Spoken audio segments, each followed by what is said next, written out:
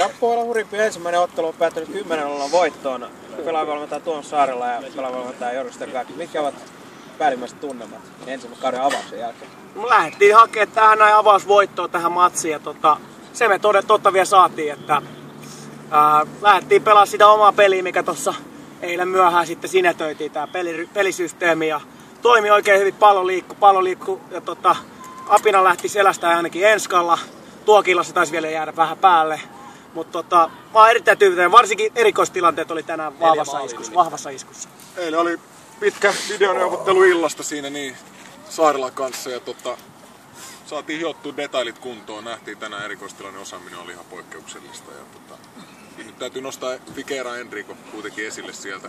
Otetaan pieni kuva sinne, niin päivän tehot 4+3, uskomaton.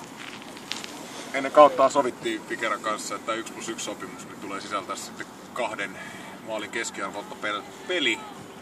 Eli tänään rikottiin se tuplana. Ei tarvitse enskalla mitään. Ei tarvitse. Paljon on myös puhuttu aikaisemmille kausilla Pohjolan hurjimpien maalinteko-ongelmista. Onko nyt maalinteko-ongelmat Tuomas ratkaistu? Näin ei voi ikinä sanoa, koska maalinteko PK on ainainen.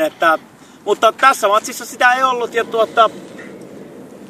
mä oon vaan jotenkin helpottunut. On ollut pitkä pre-season ja jotenkin helpottunut olo, että saatiin kausi alkamaan näin hyvin.